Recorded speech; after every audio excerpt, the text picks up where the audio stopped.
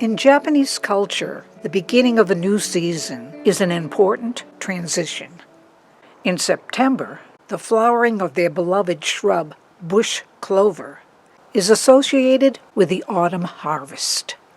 Its delicate flowers are often found as motifs in woodblock prints, on scrolls, and kimonos.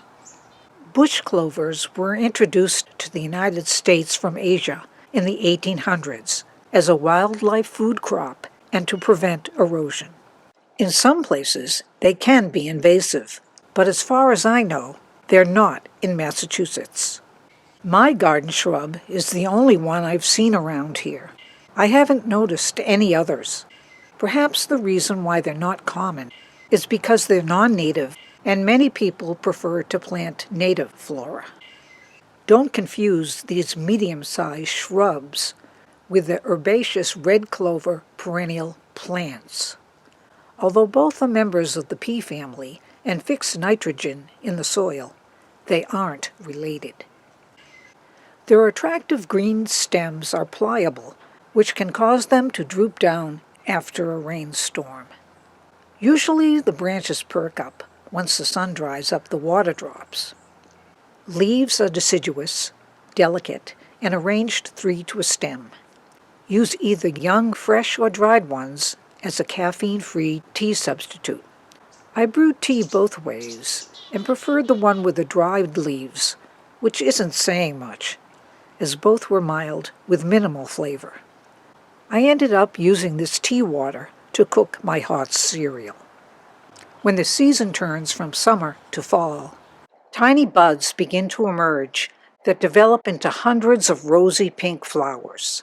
They cover the slender branches, which sway back and forth with the slightest breeze. These usually bloom for a short time through October until the first hard frost.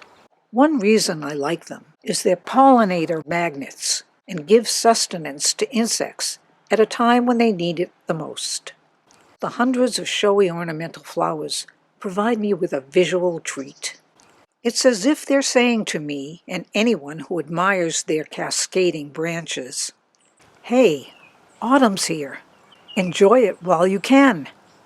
Since my edible phlox flowers grow next to my bush clovers, I sprinkle a few of both into my salads. I don't bother with the nondescript thin pods that appear in late October. Usually frost intervenes, so the single seed inside didn't have time to ripen. After their flowers die back, leaves stay green, even after several light frosts. They begin to turn yellow in early November, curl up, and soon fall off. Every year we cut down our shrub to about 1 foot high, which guarantees the return of blossoms in the fall. Although bush clovers are a minor edible, their flowers are so exuberant, I just had to introduce them to you.